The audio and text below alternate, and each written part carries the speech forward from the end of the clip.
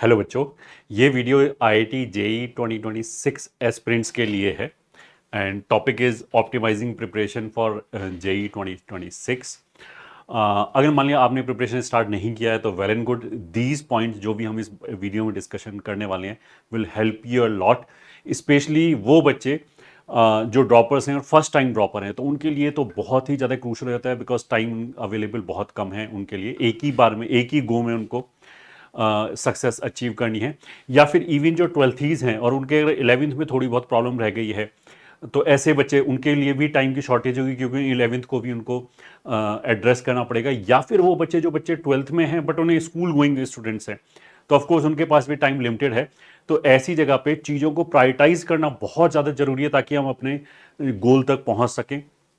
ये ठीक है। तो जिन बच्चों ने प्रिपरेशन स्टार्ट कर दिया है उनके लिए it could be course correction, कि उनको लग रहा हो कि प्रिपरेशन में कुछ गड़बड़ है तो whatever we are going to discuss of course उससे हो सकता है कि उनको एक स्ट्रैटेजी पता लगे कि आगे वो कोर्स करेक्शन कैसे कर सकते हैं। एंड जो थीम है of course that is prioritising task. तो ये वीडियो शायद थोड़ा सा लंबा होगा बट जैसा हम करते हैं ना, बहुत सारे बच्चे क्या करते हैं कि मतलब पूरी बात सुनने की बजाय आधी आधी अधूरी बात सुन के फिर चले जाते हैं और वो कई बार कई गुना ज़्यादा टाइम वेस्ट कर देते हैं। मतलब यहाँ पे आधा घंटा एक्स्ट्रा इन्वेस्ट करने की बजाय वो हजारों घंटे वेस्ट कर देते हैं इसी चक्कर में। तो कुछ बच्चों में जैसे होता है ना कि बहुत ज़्यादा टिक के नहीं सुन पाते एक चीज़, तो ऐसे बच्चे आर गोइंग टू पे। इवन सम बच्चे क्या सम स्टूडेंट्स करते हैं कि थोड़े दिनों बाद आके उन्होंने पूरा वीडियो देखा बट जब तक एक क्रूशियल टाइम चला जाता है एंड चीजें डेफिनेटली विल बिकम कॉम्प्रोमाइज। तो लेट्स स्टार्ट। सबसे पहले re-evaluating your preparation from time to time. एक तो देखो ये होता है कि हम प्रिपरेशन कर रहे हैं और किसी भी वजह से हमारे नंबर नहीं आ रहे हैं या फिर हमें कुछ डिफिकल्टी हो रहा है, समझने में डिफिकल्टी हो रहा है, प्रैक्टिस करने में डिफिकल्टी हो रहा है, बट हम ऐसे ही शांत बैठे हैं, चलते चले जा रहे हैं, फ्लो में बहते चले जा रहे हैं, हमें पता ही नहीं कि एग्जैक्टली क्या हो रहा है। तो ये बहुत सारे बच्चों के साथ होता है, उन्हें लगता है कि समथिंग इज रॉन्ग बट वो बैठ के एक बार रीवैल्यूएट नहीं करते, वो ये पॉइंट आउट करने की कोशिश नहीं करते कि एग्जैक्टली क्या प्रॉब्लम है। अच्छा, बहुत सारे बच्चों को समझ में भी नहीं आता कि एग्जैक्टली प्रॉब्लम क्या है, स्पेशली जो पहली बार तैयारी कर रहे हैं। और जो बच्चा 11th 12th में वो तो वैसे ही पहली बार पढ़ रहा होगा। तो it is a very good thing कि एक बार हम बैठ के यही सोचें, मतलब बाकी सारा नॉइज दिमाग से हटा के ये सोचें कि हमारी प्रिपरेशन क्या चल रही है, क्या क्या एग्जैक्टली दिक्कत है। उनको अगर हम पेपर पे लिखेंगे तो लिखने से हमें बहुत सारी चीज़ें क्लियर हो जाती हैं खुद ही। जब हम सोचना स्टार्ट करते हैं ना बाकी सारी चीज़ों को छोड़ के कि हमारे साथ प्रॉब्लम क्या है, मतलब मैं क्या करता हूँ या करती हूँ पूरे दिन में एंड उसका फल क्या मिल रहा है, अभी तक जो प्रिपरेशन हमने किया है उसमें क्या क्या प्रॉब्लम आई हैं, अगर हम सोचेंगे तो ही हमें काफ़ी आंसर्स उस चीज़ के मिल जाएंगे। तो it is very good idea कि हम टाइम टू टाइम रीवैल्यूएट करें ताकि जो हमारा एक्चुअल पोटेंशियल है उसके हिसाब से हमारा रैंक आ पाए। ओके, तो इट कुड बी कि अगर एक बच्चा मान लिया अपना प्रिपरेशन का जर्नी स्टार्ट कर रहा है और ये मतलब ऐसे ही बहुत रफ बनाया गया है, ये मान लिया आईआईटी का लेवल है, ये एनआईटी है, ये उसके और भी नीचे के लेवल हैं। ठीक है, तो हो सकता है कि जो उसका पोटेंशियल रैंक है वो यहाँ पे जाने का है। ठीक है, अब ड्यूरिंग द जर्नी अगर वो मान लिया थोड़ा सा डेविएट हो गया, अब deviation could be of many form. मतलब एक ये भी हो सकता है कि उसको मान लिया कुछ डिस्ट्रैक्शन हो गया कि मान लिया वो खुद ही यूट्यूब पे चला गया और टाइम वेस्ट करने लगा, एक ये हो सकता है, बहुत बड़ा रीज़न तो यही है। दूसरा ये भी हो सकता है कि समहाउ जैसे इंस्टीट्यूट में कोई टीचर चले गए, इस तरह का चीज़ हो गया, टीचर चेंज हो गए, इस तरह का चीज़ हो गया जो हमारे हाथ में नहीं है ये। ठीक है, या फिर कुछ ऐसा भी हो सकता है कि हम ऑप्टिमम तैयारी ही ना कर रहे हैं, बहुत सारे लोग बहुत गलत गाइडेंस की वजह से गलत ही ट्रैक पे चले जाते हैं, कुछ भी रीज़न हो सकता है। तो अगर हमने कुछ गलतियां मिस कमिट किया तो हो सकता है कि जो हमारी पोटेंशियल रैंक जो आने वाली है वो नीचे आ जाए। ठीक है, और ज़्यादा उन्हीं मिस्टेक्स के साथ करते रहें तो और ज़्यादा नीचे आ जाएगी।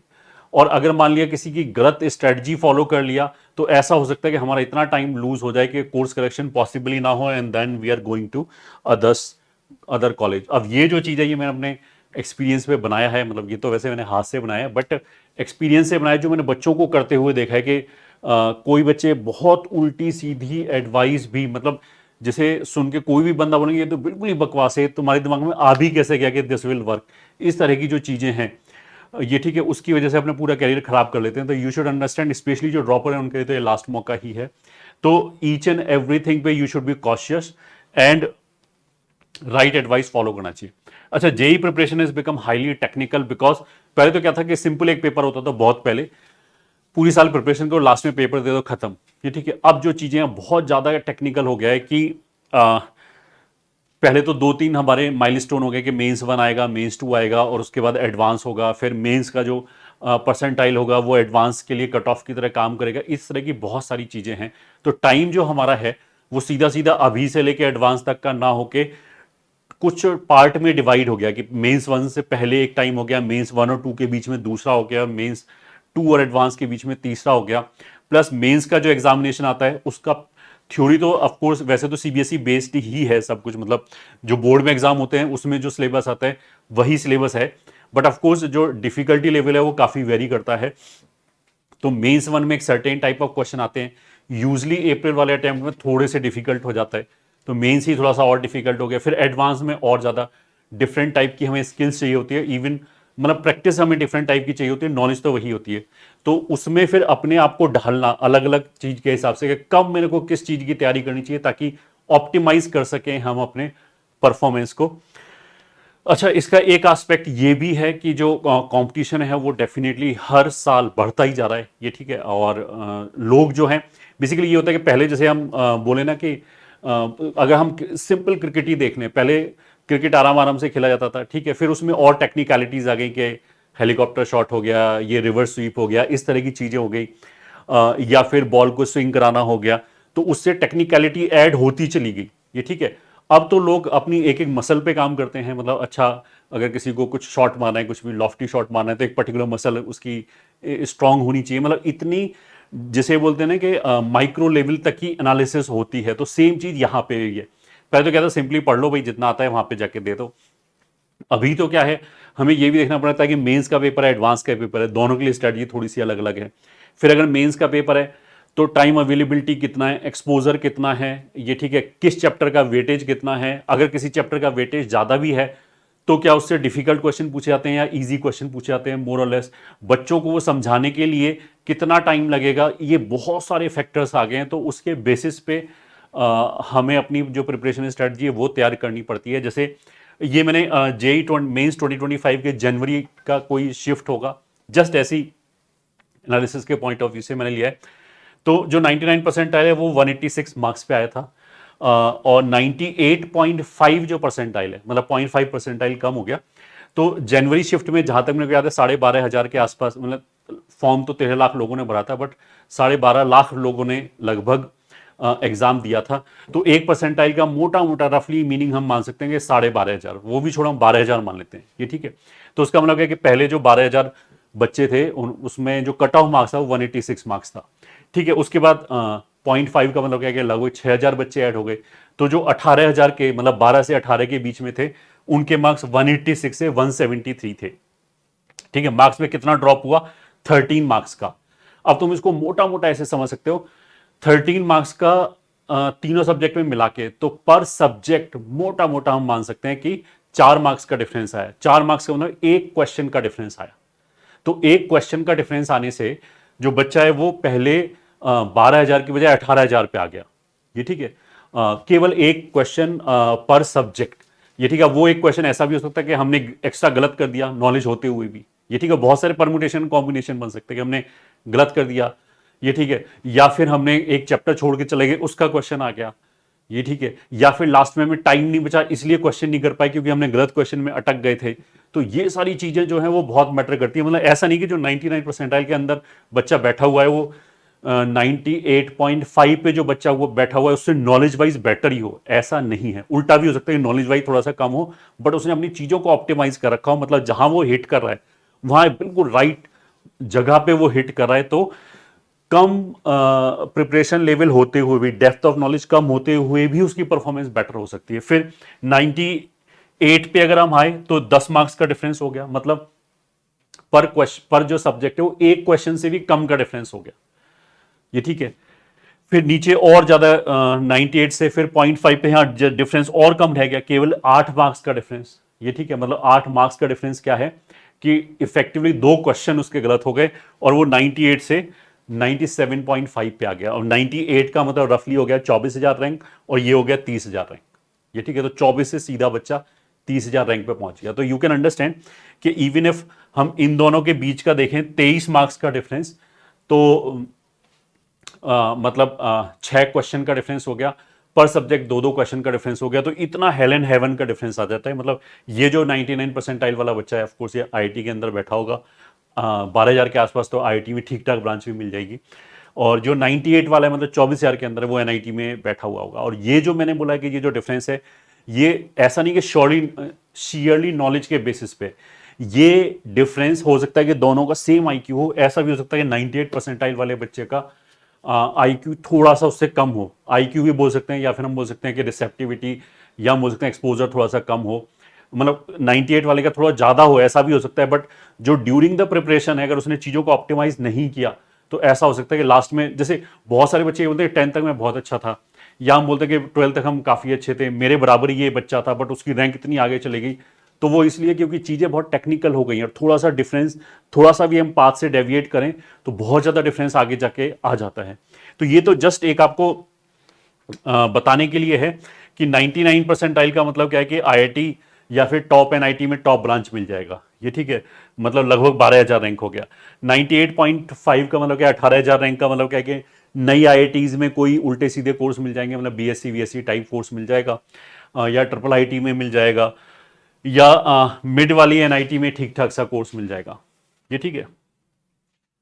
98 का मतलब क्या है, 24,000 रैंक के आसपास हम बोल सकते हैं मिड एनआईटी में, मतलब क्योंकि इसके बीच में भी खूब सारे बच्चे हैं ना, सीधा एक एक बच्चा थोड़ा इधर आ रहा है, तो ये तो एक बैंड है कि मिड एनआईटी में मिड ब्रांच मिल जाएगा, ठीक है। तो 2 क्वेश्चन पर सब्जेक्ट चेंज होने से ही इतना डिफरेंस आ गया कि ये बच्चा हाईली कॉम्प्रोमाइज हो जाएगा इन टर्म्स ऑफ जो उसको प्लेटफॉर्म मिलेगा आगे चल के, ये ठीक है। 97.5 का मतलब क्या है, लोअर एनआईटी में मिड ब्रांच के आसपास मिल जाएगा मोस्ट वाली, ये ठीक है। अब वैसे तो ऑफकोर्स डिफरेंट टाइप के कोटा भी हैं, उससे भी बहुत ज़्यादा डिफर करता है। गर्ल्स कोटा लगे उनको तो ये तो बहुत ज़्यादा डिफरेंस आ जाएगा, ईडब्ल्यूएस को बहुत अच्छा मिल जाएगा, मतलब परसेंटाइल वाइज। बट हम रफली बात करें 97 परसेंटाइल का मतलब क्या है कि प्रैक्टिकली एनआईटी में बस लटकते हुए पहुंचेंगे बिल्कुल, मतलब अगरतला उस तरफ वाली जो बिल्कुल लोअर एनआईटीज हैं, जहां पे लोग यूजली जाना प्रेफर नहीं करते, वहां पे भी लोअर ब्रांच टाइप चीज मिल जाएगा, ये ठीक है। तो यू कैन सी के इतने से मार्क्स स्पेंड में कितना ज्यादा उनके फेट में डिफरेंस आ गया, ये अगर हमें रियलाइजेशन है तो हम ये जरूर करेंगे कि मेरे को कुछ कुछ अगर गलतियां दिखाई दे रही हैं कि ये मैं गलतियां कर रहा हूं, थोड़ी सी ट्वीकिंग से हो सकता है कि तुम्हारे मार्क्स 10 बढ़ जाएं, और 10 मार्क्स के बढ़ने का डिफरेंस यू कैन सी के कितना ह्यूज इंपैक्ट आएगा आपके जो आगे का प्रोफेशनल कैरियर है, ठीक है। ये तो जस्ट एक माइंड सेट करने के लिए। कोई बच्चा बोलता है कि अच्छा 2 क्वेश्चन ज्यादा हो गए तो क्या फर्क पड़ता है, बहुत फर्क पड़ता है, ये ठीक है। स्पेशली किस रैंक ब्रांच में हो, मतलब किस रैंक बैंड में, उसमें बहुत फर्क पड़ता है। जैसे यहाँ पे रिलेटिवली कम पड़ेगा, बट यहाँ तो बहुत ही ज्यादा फर्क पड़ जाएगा। यहाँ पे अगर एक भी क्वेश्चन इस बच्चे का गलत हुआ, उसे एनआईटी वगैरह में कहीं कुछ नहीं मिलेगा, एक क्वेश्चन गलत होने पे ही, ये ठीक है। तो हाँ, अब हम चलते हैं कि आइडियल प्रिपरेशन एक्टिविटीज हमारी क्या होनी चाहिए। अच्छा, I will talk about mains 1 से पहले पहले क्या होना चाहिए, एंड ऑफ कोर्स मेंस 1 और मेंस 2 के बाद में, और मेंस 2 और एडवांस के बीच में भी बहुत कुछ चीज़ें होंगी। ऑफ कोर्स वो टाइम ऐसे आइडियल नहीं होता, उसमें बहुत तरह की एक्टिविटी हो सकती है, उसमें काफ़ी कुछ इस बात पे डिपेंड करता है कि मेंस 1 से पहले हमने क्या क्या किया है।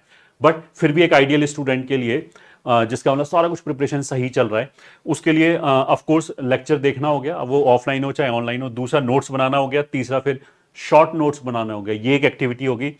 एक्टिविटी वो जिसमें उसका टाइम जा रहा है, ये ठीक है, उसको इन्वेस्ट करना पड़ रहा है। फोर्थ हो गया प्रैक्टिसिंग क्वेश्चन फ्रॉम मटेरियल या बुक, मतलब क्वेश्चन प्रैक्टिस करेगा बच्चा ऑफ कोर्स। पांचवा हो गया कि अगर कुछ क्वेश्चन फंस गए तो डाउट कैसे पूछेंगे, या उनके सोल्यूशन कहां से मिलेंगे या देखेंगे।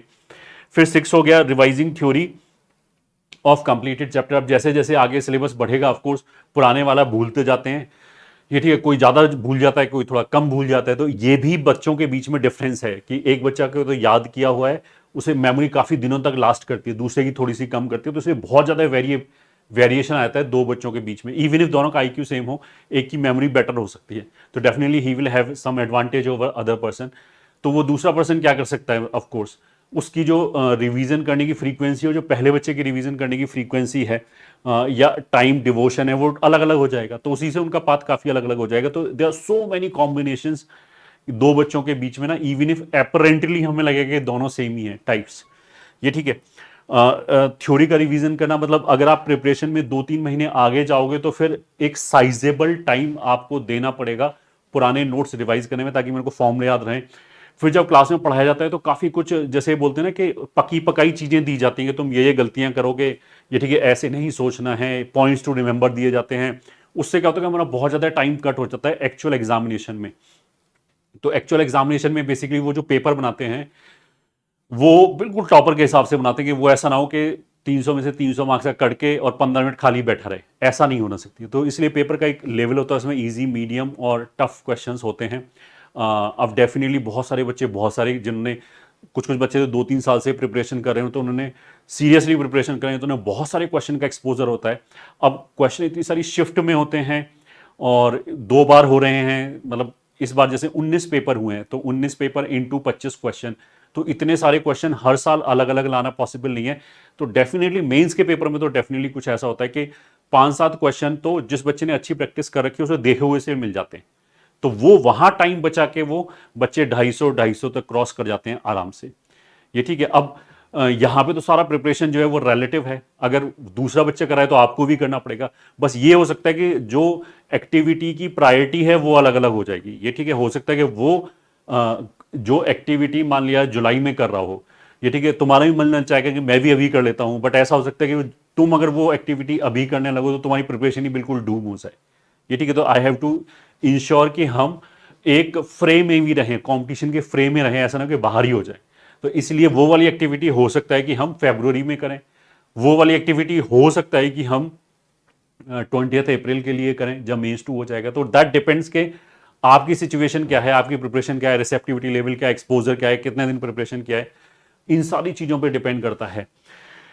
ठीक है।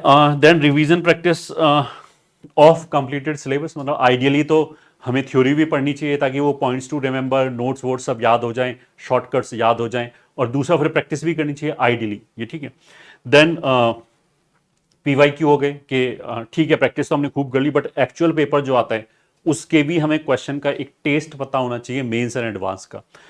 फिर उसके बाद आता है कि टेस्ट टाइम टू टाइम हमें देने चाहिए, ताकि बहुत सारी चीज़ें हम टेस्ट के थ्रू भी सीखते हैं। तो बहुत सारे बच्चे जो सीबीटी मोड में टेस्ट नहीं देते हैं, ये ठीक है, उनको डेफिनेटली आगे चल के दिक्कत होती है, या बच्चे ये सोचते हैं हम बिल्कुल लास्ट में जाके टेस्ट दे देंगे।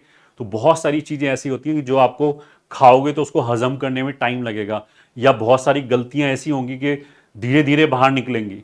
तो हर महीने 1-2 टेस्ट तो हमें जरूर देना चाहिए ताकि वो जो यूजुअल गलतियां हैं वो ना करें। ये ठीक है, गलतियां फिर भी होंगी, एक्चुअल एग्जाम में जाके फिर भी गलती होगी, बट ये हो सकता है कि अगर मैं बिल्कुल नवंबर दिसंबर जनवरी के लिए प्रैक्टिस छोड़ दूं और अभी से टेस्ट दे ही नहीं, बिल्कुल बहुत सारे बच्चे डर के मारे टेस्ट नहीं देते, उन्हें लगता है मार्क्स खराब आएंगे तो मेरा मॉरल वीक हो जाएगा। बिल्कुल लास्ट में जो टेस्ट है तो उसमें बहुत सारी गलतियां आइडेंटिफाई नहीं होंगी। जो बच्चा हर महीने टेस्ट दे रहा होगा वो हर महीने उसे पता लगेगा अच्छा ये गलतियां, ये गलतियां, ये गलतियां मेरे से होती हैं यूजली। फिर क्वेश्चन के अलग अलग टाइप होते हैं गलती कराने वाले, ये ठीक है, तो वो धीरे धीरे ही हम बचा सकते हैं। लास्ट में एकदम बहुत सारी इंफॉर्मेशन अगर बम्बार्डमेंट होगा तो उसमें तुम रिटेन नहीं कर पाओगे।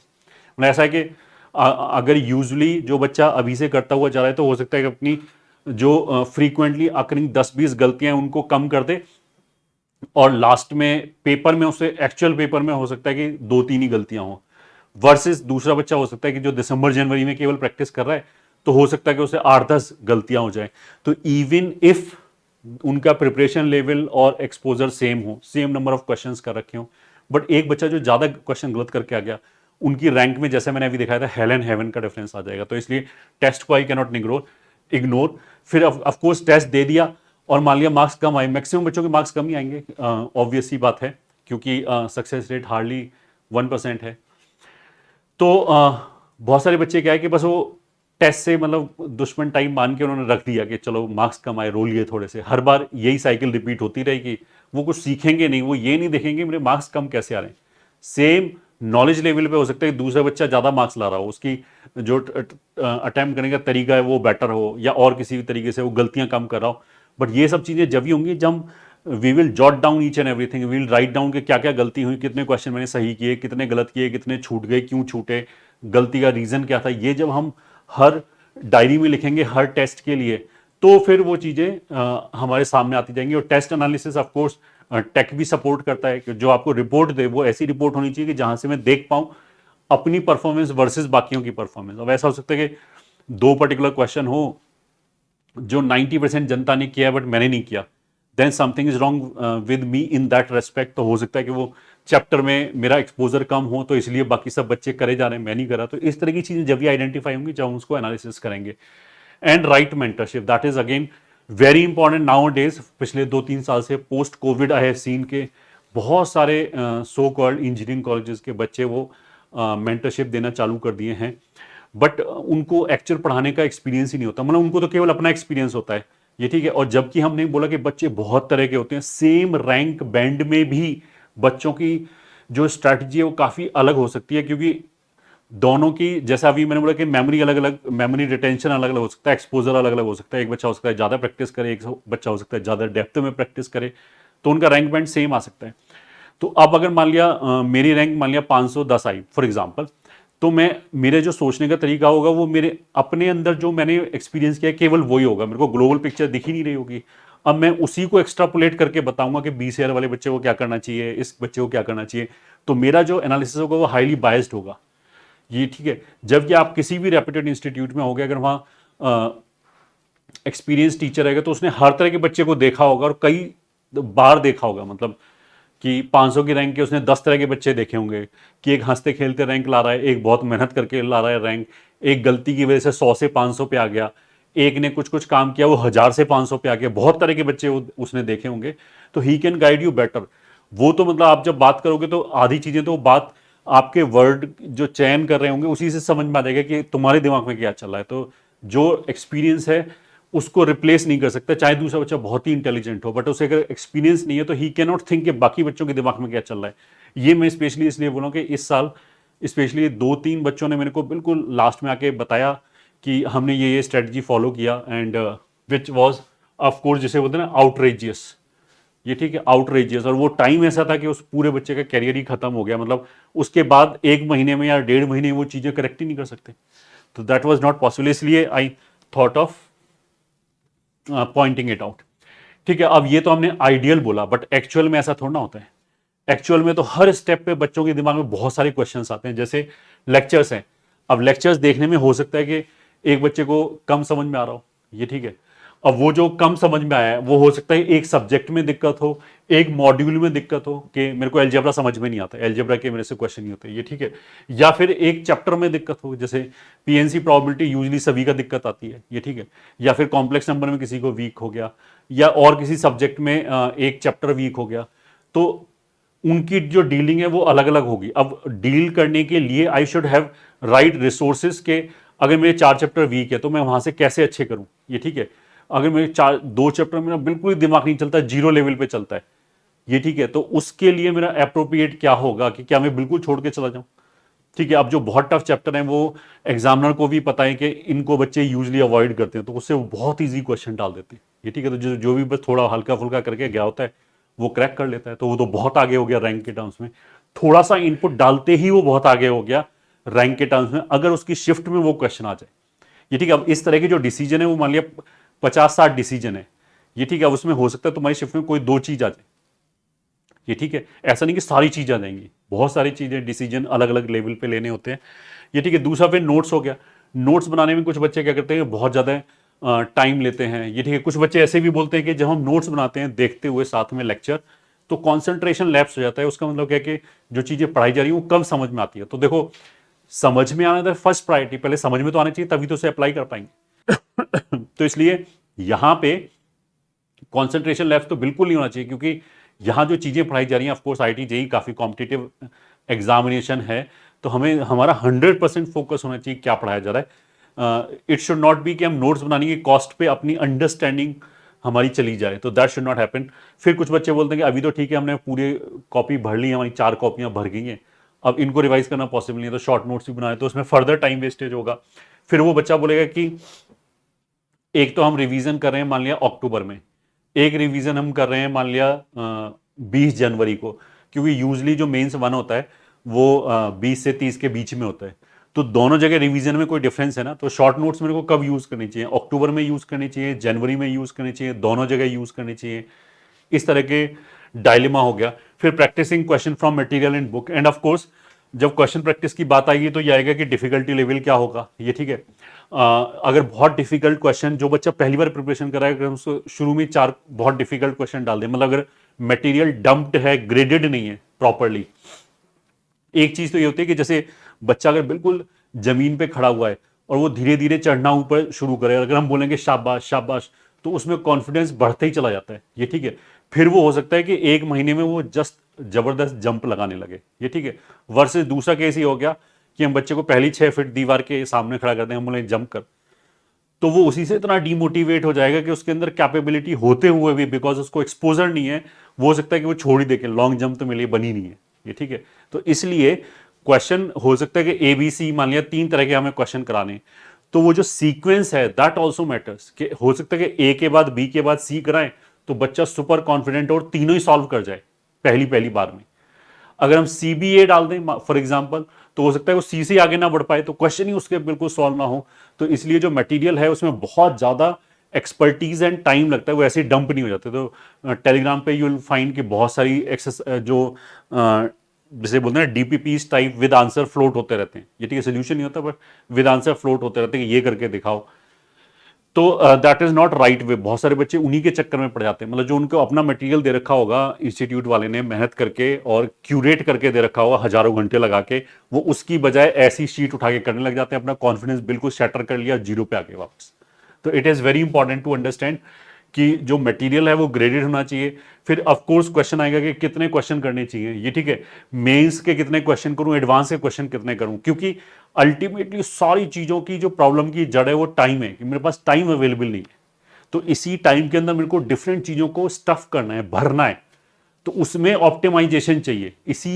इस वीडियो का थीम ही ये है कि हम ये समझाना चाह रहे हैं कि एक्टिविटी तो बहुत सारी हैं, ये ठीक है। कोई तुम्हें बोलेगा कि डेली 100 क्वेश्चन करने चाहिए, मतलब इस तरह की बेवकूफ़ी भरी भी तुम्हें मेंटरशिप मिलेगी जहां पे बोलेंगे डेली 100 क्वेश्चन करो, ये महा बेवकूफ़ी वाली बात है, ये ठीक है।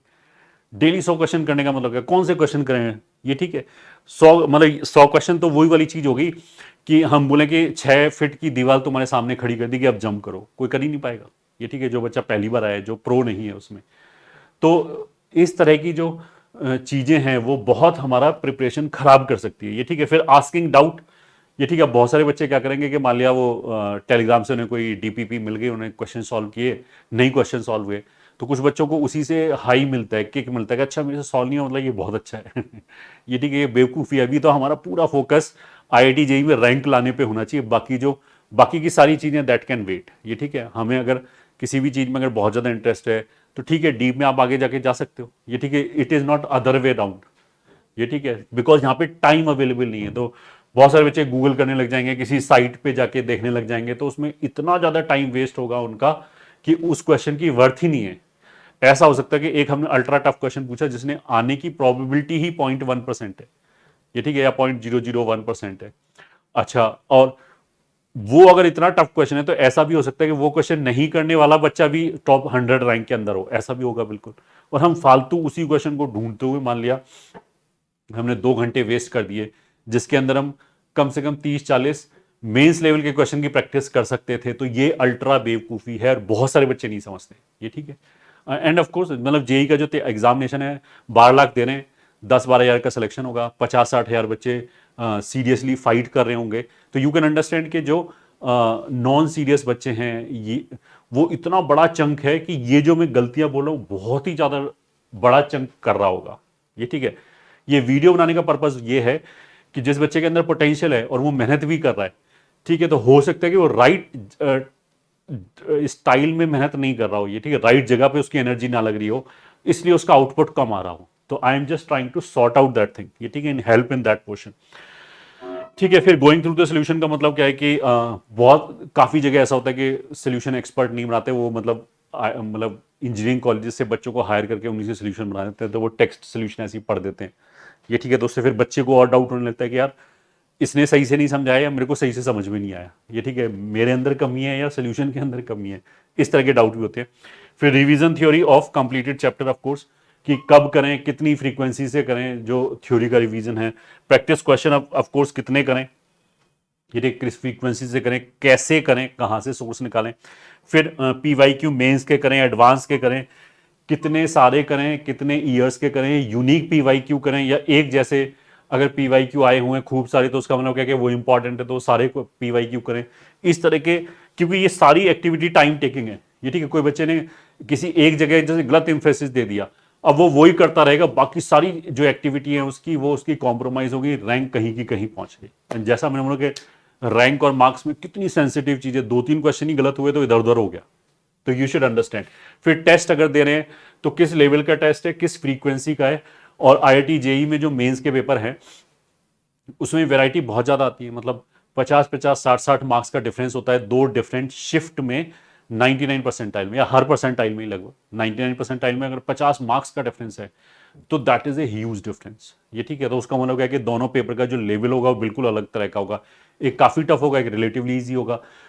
दोनों में ही हमें परफॉर्म करना आना चाहिए। तो इसलिए जो आपकी टेस्टिंग वाली चीज है वो भी एक जगह ऐसी कंसिस्टेंट बनी होनी चाहिए जिसने अपना पूरा ये थिंकिंग लगाया हो कि यहां मैं इजी क्वेश्चन का लूंगा, यहाँ टफ वाला टेस्ट लेंगे, क्योंकि अलग अलग टेस्ट हैं। ऐसा हो सकता है मैंने एक टेस्ट यहां से दिया उसने टफ पूछ लिया, फिर मैंने ये छोड़ के दूसरा टेस्ट और किसी सोर्स से दिया उसने भी टफ पूछ लिया, फिर तीसरा और किसी सोर्स से दिया तो उसने भी टफ पूछ लिया। तो ऐसा हो सकता है कि तीनों जगह हमारे मार्क्स बहुत खराब हो जाए, ये ठीक है, डीमोटिवेट हो जाए। तो इसलिए इट इज़ वेरी इंपॉर्टेंट कि जो टेस्ट सीरीज है वो प्रॉपरली प्लान होनी चाहिए कि इसमें हम ये सब्जेक्ट टफ पूछेंगे, ये इजी पूछेंगे, फिर दो इजी दो टफ, फिर किसी जैसे जेई में ऐसा भी होता है कि एक चैप्टर से ही 4 क्वेश्चन आ गए, ऐसा हुआ है, मतलब इसी बार हुआ है 25 में ना कि 2-3 क्वेश्चन एक ही चैप्टर से आ गए। तो उस तरह के सारे जो सरप्राइजेस हैं अगर उसकी मेरे को प्रैक्टिस है तो एक्चुअल एग्जाम में जाके मेरे को शॉक नहीं लगेगा अगर हमने we have gone through that process. तो इसलिए test series is again a very important tool हमारी प्रिपरेशन का, और उससे कॉन्फिडेंस में बहुत ज़्यादा फर्क पड़ता है, प्रिपरेशन में बहुत ज़्यादा फर्क पड़ता है। फिर मेंस और एडवांस का टेस्ट हमें कैसे देना चाहिए, क्योंकि एडवांस के टेस्ट में 6 घंटे लगते हैं। अब कोई बच्चा जैसे जैसे बेयरली मेंस मैनेज हो रहा है अभी मेंस 1 से पहले, तो वो अगर एडवांस का टेस्ट देगा तो बेवकूफ़ी है। मतलब पहले मेंस तक तो पहुंचो, पहले मतलब 2 फीट कूदना तो सीखो, तभी तो 6 फीट कूदोगे। और वो 6 फीट कूदने की तैयारी कर रहा है मान लिया, तो ये तो बेवकूफ़ी हो गया। तो ये वो डिसीजन हो गए विच आई हैव टू टेक के कहाँ पे क्या चीज़ मेरे को करना है। तो जो एडवांस का टेस्ट है वो तो मेंस 1 के बाद भी कर सकते हैं, उसके बाद भी एक एम्पल टाइम हमें मिलता है, ठीक है। फिर टेस्ट एनालिसिस में ऑफकोर्स हम इस चीज़ पे काम करते हैं, स्ट्रेटजी क्या होनी चाहिए, स्पीड और एक्यूरेसी क्या होनी चाहिए।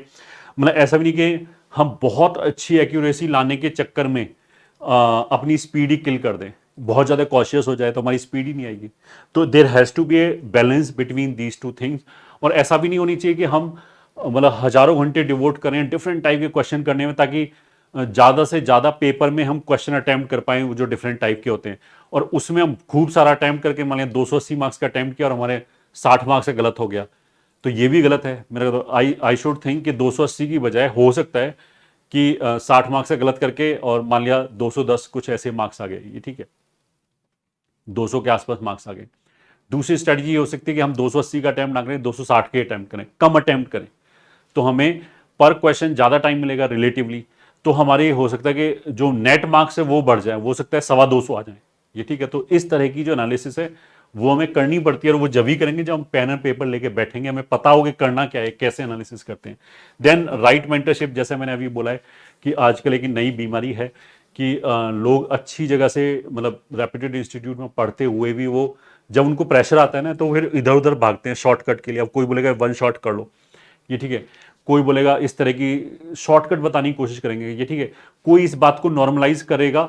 जैसे आई हैव सीन कि अगर बच्चों का अटेंशन स्पैन कम होता है क्योंकि वो रील्स देखते हैं, ठीक है, तो उसको ऐसा टीचर चाहिए कि जो उसको हर 10-15 मिनट में इंटरटेन कर पाए। ये महाबेवकूफ़ी है, मतलब ये तो ऐसी चीज़ हो गई कि एक बच्चा बेवकूफ़ी कर रहा है, बीमार है, और हम उसको ये बोलेंगे तेरी बीमारी ठीक है, तू ऐसे ही चलता जा, ये ठीक है। उस मतलब ऐसे हो ही नहीं सकता है, जेईई में सिलेक्शन हो ही नहीं सकता। 1% अगर सक्सेस रेशो है, और वो जो 1% में पहुंचने वाले बच्चे हैं, ये ठीक है, बैरिंग फ्यू एक्सेप्शंस मतलब मिलियंस में वो एक्सेप्शंस मिलेंगे, वरना हर बच्चा हाईली मोटिवेटेड है, जो जो हर समय ये ढूंढता रहता है कि मैं क्या चीज़ और सीखूं कि मेरे मार्क्स बढ़ जाएं, उसका ये फोकस रहता है। उसका ये फोकस नहीं कि उधर तो यूट्यूब चैनल देख रहा है और फिर वो बीच में आगे पढ़ ले रहा है थोड़ा बहुत, ऐसा नहीं है। तो अगर किसी बच्चे का अटेंशन स्पैन कम है तो ये उस बच्चे में कमी है, उसको हम बोलेंगे कि बाकी की सोशल मीडिया बिल्कुल कट करो, अगर तू ये भी सोचेगा ना कि 4 घंटे की बजाय मैं 1 ही घंटे सोशल मीडिया पे जाऊंगा, तो भी उसका इफेक्ट 1 घंटे नहीं आएगा, उसका इफेक्ट बहुत ज़्यादा आएगा, क्योंकि दिमाग में नॉइस चलती रहेगी। अब ये हार्ड फैक्ट बच्चे को बताने वाला होना चाहिए। ये उस बच्चे की भलाई है जो उसे रियलाइज होगा 4 साल बाद, ये ठीक है, जब उसमें उसके दिमाग में खुद इतनी क्षमता आ जाएगी कि सही और गलत समझने की। बट अगर इसको नॉर्मलाइज कर लेंगे, तुम्हारा अटेंशन स्पैन अगर कम है तो इट्स फाइन, तो उसका मतलब उसको जहर दे दिया बच्चे को ना, हमेशा के लिए वो मर गया। जो जो अभी उसका फॉर्मेटिव ईयर्स था, ये ठीक है, जहां पे उसका करियर बनने वाला था, वहीं चौपट कर दिया हमने उसको, ये ठीक है, क्योंकि ऐसे बच्चे का कभी कुछ नहीं हो सकता अगर हम इस एटीट्यूड के साथ चलें। ओके, देन नेक्स्ट इज, अगर मैं तुमसे पूछूंगी is cutting one leg a good strategy, तो ऑफकोर्स तुम बोलोगे नहीं। तो आई विल से कि it depends upon the context. Nobody wants कि वो अपना एक पैर काट दे, है ना, बट कई जगह डॉक्टर यूज से कि एक पैर काट दो कि भाई तुम्हारे पैर में जहर फैल गया है, वरना पूरी बॉडी में फैल जाएगा, इसलिए अगर ऐसा सिचुएशन है तो it is a good strategy, but this is a compromise, you should understand. तो मतलब आइडियली तो जैसे हमने बोला कि सब कुछ करना चाहिए, कि लेक्चर भी किया, नोट्स भी बनाया, शॉर्ट नोट्स भी बनाया, और बाकी टेस्ट भी दिए, मेंस के भी क्वेश्चन की प्रैक्टिस किया, एडवांस के भी किया, खूब सारे प्रैक्टिस किया ताकि डिफरेंट टाइप के हमसे क्वेश्चन हो पाए। फिर पीवाईक्यू भी प्रैक्टिस किया, 10 साल के पीवाईक्यू की प्रैक्टिस कर लिया, 20 साल के एडवांस के क्वेश्चन की प्रैक्टिस कर लिया, क्योंकि काफ़ी एडवांस के क्वेश्चन आजकल मेंस में पीवाईक्यू बन के आ रहे हैं। तो आइडियली तो ये सारे काम करने चाहिए, but practically it is not possible, ये ठीक है। प्रैक्टिकली हो सकता है कि हम ये सारे काम करने जाएं और हमारा 1 महीने में 2 महीने का बैकलॉग बन जाए, ऐसा हो सकता है, ये ठीक है। इस तरह की चीज़ हो सकती है, मतलब ऐसा हो सकता है कि बंदे को बचाने के लिए उसका पैर काटना पड़े। तो इसमें से हो सकता है कि हमें चीज़ों को जैसे बोलते हैं कि रीवैल्यूएट करना पड़े कि क्या सबसे ज़्यादा जरूरी है, क्या उससे कम जरूरी है, क्या उससे भी कम जरूरी है, ऐसे प्रायोरिटाइज करके फिर चीज़ों को अलग अलग जगह पे रखना, कि इसको हम टाइम बीइंग के लिए भूल जाते हैं, आगे चल के डील करेंगे। क्योंकि जैसा हमने बोला कि टाइम के भी 3 पार्ट हैं, मेंस 1 और 2 के बीच में, एंड मेंस 2 और एडवांस के बीच में। तो जो कुछ एक्टिविटी हमसे यहां नहीं हो रही है, ये ठीक है, तो वो या तो यहां शिफ्ट हो जाएगा या यहां शिफ्ट हो जाएगा, and we should be mentally prepared. हो सकता है कि सर्टेन एक्टिविटीज कहीं पे भी शिफ्ट ना हो पाए और वो हमें छोड़नी पड़े, ये ठीक है। अब हो सकता है कि कोई तुम्हारी क्लास का जो टॉपर है, या जिस बच्चे को, टॉपर बच्चे को तुम जानते हो, जिसकी टॉप 10-20 में रैंक आनी है, और लोग बहुत एक टफ बुक के 50 क्वेश्चन कर रहा है, हो सकता है कि वो क्वेश्चन करने का तुम्हें मौका ही ना मिले, ये ठीक है, that is fine. We should be practical with it, कि हमें अपने जो हमारे रिसोर्सेज हैं, जो भी टाइम है और जो रिसोर्सेज हैं, उसको ऑप्टिमाइज करना है ताकि मेरी बेस्ट पॉसिबल रैंक आ पाए, रादर देन हम अपने टॉप बंदे को देख के बोलें कि मेरी इसके बराबर रैंक आ पाए, ये ठीक है। दोनों में अप्रोचेज में बहुत डिफरेंस है। टाइम वाइज देखें तो अगर हम अभी मई में हैं, मई से लेके जो जनवरी तक का है, लगभग लास्ट जनवरी में एग्जामिनेशन होगा, तो 9 मंथ्स है। अब 9 मंथ्स में हम सेफली 1 मंथ हटा सकते हैं, जो लास्ट में, मतलब 1 महीने पहले तो सिलेबस हमारा फिनिश हो ही जाना चाहिए, ताकि हम पूरे सिलेबस को एक बार ग्लोबली रिवाइज कर पाएं एंड उसके खूब सारे प्रैक्टिस टेस्ट दे पाएं, क्योंकि टेस्ट देने में और उसको एनालिसिस करने में भी टाइम लगता है, ये ठीक है। रिवीजन में भी टाइम लगेगा, क्योंकि यहाँ तो एक हार्ड रिवीजन होगा अच्छी तरीके से।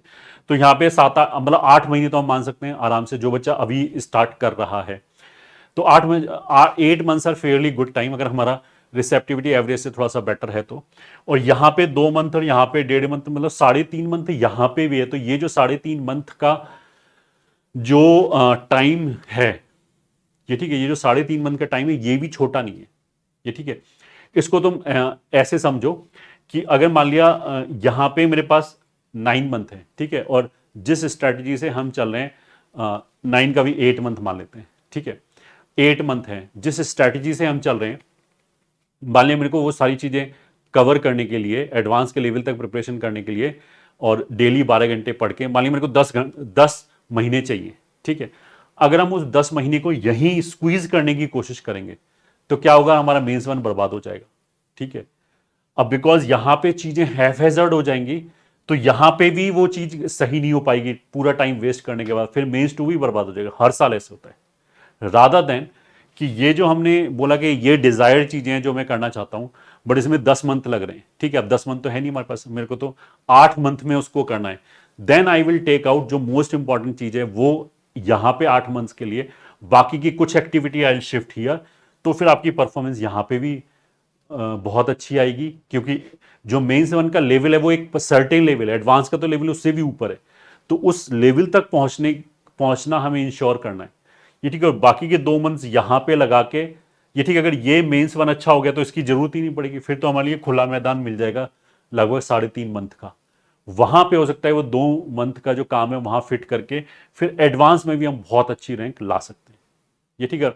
ये कोई हाइपोथेटिकल चीजें नहीं है, हर साल भी find students of this sort. अब इसको हम ऐसे ही बोल सकते हैं कि जैसे जेई मेंस का लेवल रिलेटिवली कम है, एडवांस में थोड़ा हमें डीप में सोच के, थ्योरी तो दोनों की मोरलेस सेम ही है, बस ये कि 2-3 मेंस के क्वेश्चन को स्टफ करके एक एडवांस का क्वेश्चन बनता है जिसमें हमें 3-4 तरह की थॉट्स लगानी पड़ती हैं। मेंस के क्वेश्चन यूजली सिंगल थॉट पे हो जाते हैं, सिंगल कॉन्सेप्ट पे हो जाते हैं, तो मेंस का लेवल ये बोल सकते हैं, एडवांस का लेवल यहां तक है। तो अगर हम जनवरी तक ही मान लिया एडवांस के लेवल पे पहुंचने की कोशिश करें तो हो सकता है कि हमें ये स्लोप पे चढ़ना पड़े, ये ठीक है, इस रेट से हमें चढ़ना पड़े। और मेंस के लिए हो सकता है कि हमें थोड़ा सा रिलैक्स्ड फॉर्म में चलना पड़े। अब ऐसा हो सकता है कि एक बंदा यहाँ पे स्लोप पे खड़ी, जिसे बोलते हैं चढ़ाई पे चढ़ना चालू करे और वो बीच में ही थक के शांत हो जाए, ये ठीक है, मेंस तक पहुंच ही ना पाए। ऐसा होता है कि हम बहुत एम्बिशियस अगर टारगेट लें तो हो सकता है बीच में ही खत्म हो जाए, चीजें सारी हैफेजर्ड हो जाएं, मतलब ऐसा हो सकता है यहाँ पे खड़े हों बट हमें 0% कॉन्फिडेंस हो अपनी प्रिपरेशन में। अगर हमसे पूछेंगे कौन से चैप्टर तेरे बहुत अच्छे तैयार हो गए तो हो सकता है उसका आंसर होगा 0, कोई भी चैप्टर नहीं हुआ, पढ़ भले उसने 10-10 चैप्टर लिए हों या 15-15 चैप्टर लिए हों।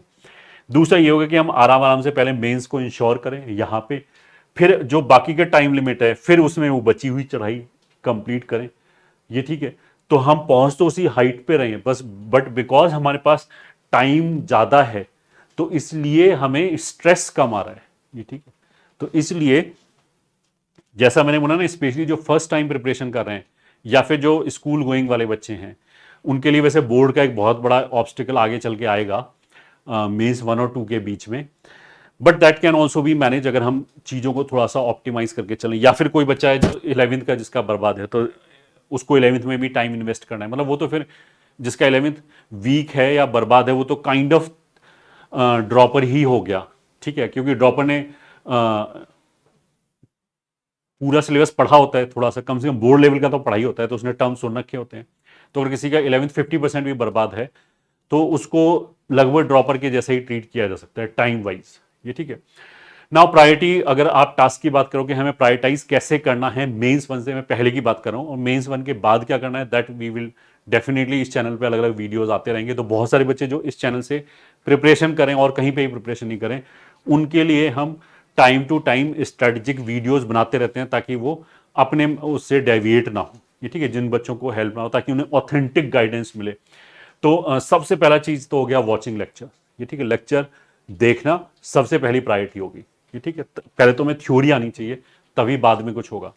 फिर उसके बाद सेकंड हो गया प्रैक्टिसिंग मेन लेवल्स क्वेश्चन, तो हर चैप्टर में कम से कम 40-50 मेंस लेवल के हम क्वेश्चन की प्रैक्टिस करें। एंड ऑफ कोर्स जैसे हमने बोला कि क्वेश्चन की वैरायटी बहुत ज़्यादा है, पिछले जो भी 20-30 साल में जेई के अंदर क्वेश्चंस आए हैं डिफरेंट डिफरेंट मैनिपुलेशंस वाले, वो काइंड ऑफ हमारी थ्योरी में ऐड होता जाता है। तो जितने ज़्यादा तरह के हम क्वेश्चन करेंगे पेपर में जाके किसी भी नए क्वेश्चन को देख के थॉट्स उतनी जल्दी आएंगे, ये ठीक है।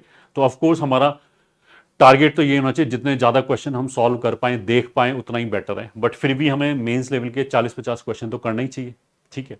ये सेकंड प्रायोरिटी हो गया। तीसरा हो गया रिवीजन ऑफ थ्योरी नोट्स, मतलब जो आपने नोट्स बना रखे हैं, जो भी यहाँ पे लेक्चर देखा होगा, भले ही ऑफलाइन में अटेंड किया हो या देखा हो ऑनलाइन में, उसके जो आपके नोट्स हैं, ये ठीक है, वो पूरा पढ़ना, रीडिंग लगाना, ये ठीक है। आई एम नॉट सेइंग कि सॉल्विंग क्वेश्चन नहीं, केवल रीडिंग लगाना ताकि चीज़ें वो हमारी मेमोरी में फ्रेश हो जाएं। ये हमारी थर्ड प्रायोरिटी है। ये तीन चीज़ें, मतलब ये तीन चीज़ें होनी चाहिए। फोर्थ हो गया कि टाइम टू टाइम टेस्ट देना, और टाइम का मतलब क्या है कि यूजली इंस्टीट्यूट में, यहाँ कोटा बेस्ड जो इंस्टीट्यूट है, 3 वीक में एक टेस्ट लिया जाता है, तो 3 वीक में एक टेस्ट लेना। तो ये जो रिवीजन ऑफ थ्योरी नोट्स हैं, ये 2 कॉन्सिक्यूटिव टेस्ट के बीच में लगभग 20-21 दिन मिलेगा, तो हमारा सारी थ्योरी का रिवीजन मतलब रीडिंग लग जाना चाहिए, ठीक है। अब ये हमारी प्राइम एक्टिविटीज हैं, ठीक है। अब कोई बच्चा बोले कि मेरा सारा टाइम इसी में खत्म हो गया, नोट्स तो मैं बना ही नहीं पाया, तो ठीक है, पहले तो यही करना है। नोट्स नहीं बना पाए तो अगर आप ऑनलाइन देख रहे हो तो आपको उस लेक्चर की पीडीएफ मिली होगी, you can use that PDF as notes, ये ठीक है, बिकॉज वो इतनी इंपॉर्टेंट एक्टिविटी नहीं है जितनी ये एक्टिविटी है। डेफिनेटली अगर नोट्स हम अपने हाथ से लिखेंगे तो हमारी मेमोरी में वो ज़्यादा देर तक रहेगा, डेफिनेटली, इसमें कोई शक नहीं है। तो अगर मेरे से बोला जाए कि बेटर क्या है, लिखना या नहीं लिखना, तो आई विल से कि लिखना इज डेफिनेटली बेटर अगर हमारे पास ऑप्शन है। बट अगर हम ये बोल दें कि मैं टेस्ट नहीं दूंगा क्योंकि टेस्ट के लिए रिवीजन करना पड़ता है, वो टाइम मैं नोट्स बनाने में लगा दूं, तो मैं हम लोग को नहीं, फिर ये सही नहीं है। तो ये वही टांग काटने वाली बात होगी कि नोट्स छोड़ना क्या हम अफोर्ड कर सकते हैं, तो दैट डिपेंड्स कि आपके पास ये सब एक्टिविटी करके टाइम कितना बच रहा है। अगर बच रहा है तो हम छोड़ना ही पड़ेगा, मतलब बच रहा है तो डेफिनेटली नोट्स बनाओ। और नोट्स हम क्या बनाएं, शॉर्ट नोट्स बनाएं, फुल नोट्स बनाएं। तो आई विल से कि जब लेक्चर देख रहे हैं ये ठीक है, विदाउट कॉम्प्रोमाइजिंग द अंडरस्टैंडिंग, ऐसा नहीं हो कि उस जो लेक्चर में पढ़ाया जा रहा है वही समझ में नहीं आ रहा हमें, उसको कॉम्प्रोमाइज किए बिना ये ठीक है हमें नोट्स बनाने चाहिए, फुल नोट्स, और उन्हीं से रिवीजन करना चाहिए जनवरी तक। बिल्कुल एग्जाम से 10 दिन पहले आके अगर मेरे को रिवीजन करना है तो हम शॉर्ट नोट से कर सकते हैं। शॉर्ट नोट्स में अगर टाइम की कमी है तो बनाने की जरूरत ही नहीं है। जो हमारे लॉन्ग नोट्स हैं उसी में हम हाईलाइटर से हाईलाइट कर सकते हैं इंपॉर्टेंट पोर्शन, और उसको हाईलाइटेड पोर्शन ही पढ़ें जब हमें शॉर्ट नोट्स पढ़ने हो। बट ड्यूरिंग द प्रिपरेशन पूरे 8-9 मंथ हमें पूरे लॉन्ग नोट्स पढ़ने, तभी तुम्हें कॉन्टेक्स्ट भी तुम्हारे दिमाग में चलता रहेगा कि ये जो चीज़ लिखी थी इसका मतलब क्या था। तुम्हें चीज़ें ज़्यादा मतलब जिसे बोलते हैं डेप्थ तक याद रहेंगी एक्चुअल पेपर में। अभी से शॉर्ट नोट्स यूज़ करना चालू कर दिया तो बहुत सारा कॉन्टेक्स्ट मिस हो जाएगा। और जेई में कुछ क्वेश्चन जो है वो एक्सप्लेनेशन पे भी बनते हैं, मतलब सीधे सीधे फॉर्मूला ना होके मेरे को उसकी सराउंडिंग भी पता होनी चाहिए, तभी वो क्वेश्चन सॉल्व होगा। तो इसलिए ये चीज़ हो गया। जो बच्चा पहली तरीके से पहली बार तैयारी कर रहा है वो ऐसा हो सकता है कि वो बोले कि मेरे को बहुत ज़्यादा टाइम लगता है क्वेश्चन सॉल्विंग में, तो of course I will say कि फिर भी हमें कम से कम 25-30 क्वेश्चन तो खुद ही सॉल्व करनी चाहिए, ताकि मेरे को कैलकुलेशन की जो स्पीड है, एक्यूरेसी है, कैसे करते हैं, थॉट प्रोसेस क्या है, दिमाग पे जोर डाल के उसको डेवलप करना, कि सोचना तो आए दिमाग को, उन सब चीज़ों के लिए तो तुम्हें अभी से टाइम लगाना पड़ेगा। बट हम ऐसा कर सकते हैं, प्रैक्टिस का एक पोर्शन निकाल के हम सॉल्व एग्जाम्पल पढ़ सकते हैं एक्सपोजर बढ़ाने के लिए। तो अगर मान लिया किसी भी चैप्टर में मेरे पास 8 घंटे अवेलेबल हैं प्रैक्टिस के लिए, तो I can do this much कि हम 6 घंटे तो खुद ही प्रैक्टिस करें, उसके जितने भी क्वेश्चन हमसे सॉल्व हो जाएं, और उसमें अलग अलग बच्चे से अलग अलग मात्रा में क्वेश्चन सॉल्व होंगे। कोई इसमें 40 क्वेश्चन सॉल्व कर पाएगा, कोई इसमें 4 घंटे मतलब कोई 100 क्वेश्चन कर सकता है, इस तरीके से। बाकी के जो 2 घंटे उसमें सॉल्व एग्जाम्पल पढ़ें तो कम टाइम में हमें ज़्यादा क्वेश्चनों का एक्सपोजर मिल जाएगा। ऑफकोर्स पढ़ने में क्या होता है कि हमारा मेमोरी में रिटेंशन थोड़ा सा कम हो जाता है, बट फिर भी वो कहीं हमारी अनकॉन्शियस माइंड में चला ही जाता है। मतलब वो जो मैनिपुलेशंस हैं वो एक्चुअल टाइम पे हो सकता है वो रिकॉल हो जाए और तुम्हें पता भी ना हो कि तुमने कहीं कहीं पढ़ रखा था इसलिए रिकॉल हो गया है, इस तरह की चीज़ें। ठीक है, तो पॉइंट्स टू पॉइंटर क्या है कि सबसे पहले ब्रेकिंग लेथार्जी और इनर्शिया। तो अगर आपने प्रिपरेशन ऑलरेडी चालू कर दी है और गड़बड़ चल रहा है कि किस तरह का, तो एक ये इनर्शिया को ब्रेक करना बहुत ज़्यादा जरूरी है। अगर आप मतलब जैसे डेविएट हो गए, तो अगर हम उसी फ्लो में चलते जाएं तो बहुत दूर जाके लैंड करेंगे, जो हमारा इंटेंडेड स्पॉट होगा लैंड करने का, ये ठीक है। तो उसको हम इनर्शिया को ब्रेक करें, भले ही हमें एक दिन सेक्रीफाइस करना पड़े, और पूरे दिन बैठ के अगर हम ये सोचें कि हमारी प्रिपरेशन में क्या गड़बड़ चल रहा है, कैसे हम चीज़ों को ऑप्टिमाइज कर सकते हैं, तो वो जरूर करें। कोर्स करेक्शन करना बहुत ज़्यादा जरूरी है, वरना क्या होगा कि पेपर जैसे ही दोगे ना, देते ही तुम्हारे सारे ज्ञान चक्षु खुल जाएंगे, तो समझ आएंगे क्या क्या तुमने गलती की, काश में ये कर लेता वो कर लेता, तो इतने बुरे मार्क्स नहीं आते। क्वेश्चन तुम्हें बहुत सारे देखे देखे लगेंगे, तुम्हें लगेगा यार मेरी रीच में तो थे, बट मैंने सही से प्रिपरेशन नहीं किया, ये ठीक है, यहाँ टाइम वेस्ट कर दिया, वहाँ वीडियो देखने में टाइम वेस्ट कर दिया, strategy video so called 50 video देख डाले बट फिर भी स्ट्रेटजी नहीं बनी, इस तरह की चीज़ें होंगी। तो इस चीज़ को जरूर देखें। दूसरा, reset your brain, and it is easier to say, but definitely कभी ना कभी तो तुम्हें ये समझना ही पड़ेगा। एक तो ये होगा कि हम जब उसका पे कर दें उसके बाद समझेंगे, कि हो सकता है उससे पहले समझ जाएंगे, इंटेलिजेंट होंगे तो हम पहले ही समझ जाएंगे कि हमें परफेक्शनिस्ट बनने की बजाय प्रैक्टिकल बनना चाहिए। मतलब बहुत सारे बच्चे होते हैं कि हमारे क्लास के टॉपर बच्चे के साथ उनका हो सकता है कि बचपन से अब तक चला रहा हो, और अब हो सकता है कि वो बहुत आगे निकल जाए, अब हम उसको जबरदस्ती इमिटेट करने की कोशिश करें।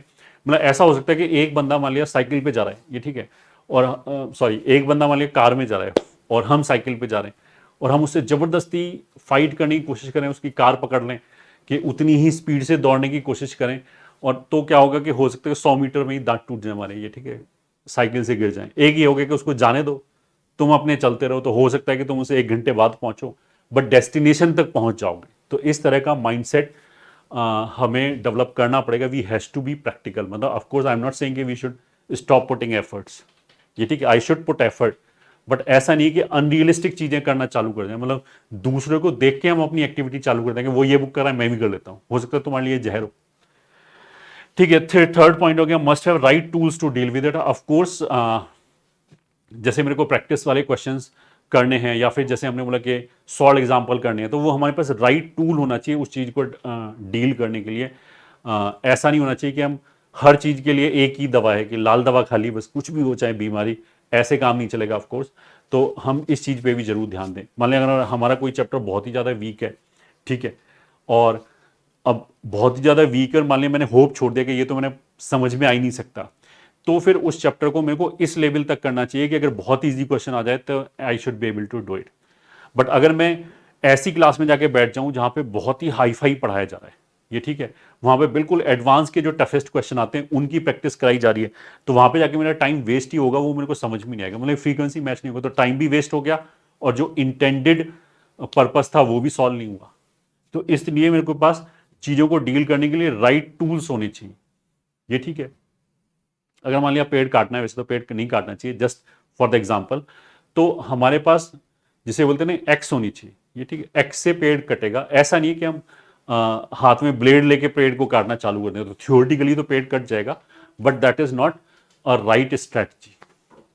फिर बैकलॉग इज इनक्योरेबल, ये हम हमेशा अपने दिमाग में रखें कि बैकलॉग नहीं बनना चाहिए, दुनिया में कुछ भी हो जाए बट बैकलॉग नहीं बनने देना। मतलब कुछ बच्चे क्या करते हैं, जैसे उनको इधर उधर पाठ पढ़ा देते हैं कि 100 क्वेश्चन डेली करो, वो 100 क्वेश्चन लगने लग जाता है, मालूम पड़ा कि कोर्स बहुत आगे निकल गया जहां पे भी वो पढ़ रहा है। इस चीज का जरूर ध्यान रखें कि आई कैन सेक्रीफाइस कि एडवांस के क्वेश्चन हम कर ही नहीं पा रहे, तो चलो मेंस 1 से पहले हमने एडवांस के क्वेश्चन नहीं किए, बट कदम मिला के हमें साथ में चलना है जो कोर्स चल रहा है, ये ठीक है। बहुत सारी जगह तो कोर्स ही कंप्लीट नहीं होता, अगर मैं उससे भी पीछे हो जाऊंगा तो बहुत ही चीजें खत्म हो जाएंगी।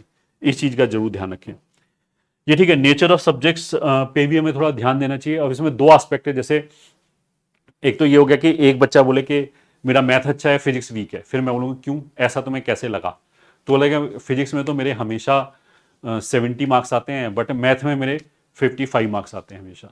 तो this is not the right comparison, ये ठीक है। मेरे को परसेंटाइल देखना चाहिए कि बाकी बच्चों का के साथ क्या हो रहा है। जैसे मैं 2024 का जैसे मैंने एक बार एनालिसिस किया था, तो उसमें अगर हम सारे पेज सारे जिसे बोलते हैं शिफ्ट का एवरेज निकालें तो 99 परसेंटाइल फिजिक्स सब्जेक्ट में 81 मार्क्स पे आ रहा था और मैथ में वो 50 मार्क्स पे आ रहा था। तो there is a huge difference.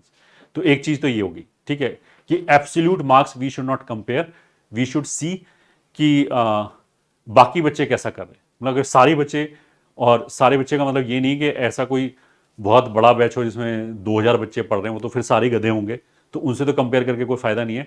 But एक अगर रीजनेबल जैसे बोलते हैं रेप्यूटेड इंस्टीट्यूट में ठीक ठाक बैच है, और उसमें तुम्हें पता है कि इस बच्चे को मैथ में सही समझ में आता है, तो उससे हम कंपेयर करके देख सकते हैं विज़ा विज़ के उसके फिजिक्स में कितने हैं, हमारे फिजिक्स में कितने हैं, उसके मैथ में कितने हैं, हमारे मैथ में कितने हैं। तो उससे एक रिलेटिव, क्योंकि JEE is relative, it is not like board के 75 आ गए तो सबको डिस्टिंक्शन दे दिया, ऐसा कुछ नहीं है। रिलेटिव है, पेपर टफ और ईजी आता रहेगा, सब्जेक्ट वाइज भी अलग अलग टफनेस लेवल रहेगा। दूसरा सब्जेक्ट की नेचर का मतलब ये भी है कि केमिस्ट्री में हमें सॉल्व करने के लिए बहुत कम क्वेश्चन मिलते हैं, ये ठीक है, most of the things are theoretical. तो अगर मान लिया हमारे पास लेक्चर वगैरह देखने के बाद या लेक्चर अटेंड करने के बाद ऑफलाइन में मान लिया हमारे पास 6 घंटे बचते हैं, तो आइडियली तो हमें 2-2 घंटे में डिस्ट्रीब्यूट करना चाहिए हर सब्जेक्ट में। बट हम केमिस्ट्री का आधा घंटा निकाल के मैथ्स में दे सकते हैं, क्योंकि मैथ्स में हर क्वेश्चन में ही सॉल्व करना पड़ेगा, कैलकुलेशन करनी पड़ेगी, टाइम ज़्यादा लगेगा। ऑफकोर्स एक्चुअल एग्जाम में भी टाइम ज़्यादा ही लगता है मैथ्स में। तो ऐसा हो सकता है कि हम केमिस्ट्री 1.5 घंटा दें और मैथ्स 2.5 घंटा दें। तो ये नेचर ऑफ सब्जेक्ट का डिफरेंस है, ठीक है। तो अब जो सीएस मतलब कंपटीशन में जो बच्चे नहीं पढ़ रहे हैं वो जा सकते हैं, क्योंकि अब मैं कंपटीशन वाले बच्चों को और मतलब एड्रेस करेंगे, उससे बात करेंगे। And I hope you will be preparing well and you will be giving your best, all the very best. उन बच्चों के लिए जो बच्चे कंपटीशन में नहीं पढ़ रहे हैं, जो कंपटीशन में पढ़ रहे हैं उनको मैं और फर्दर बताऊंगा कि हमने जो टूल्स दिए हैं आप उनको कैसे यूज कर सकते हैं किस सिचुएशन में। तो लेट्स स्टार्ट।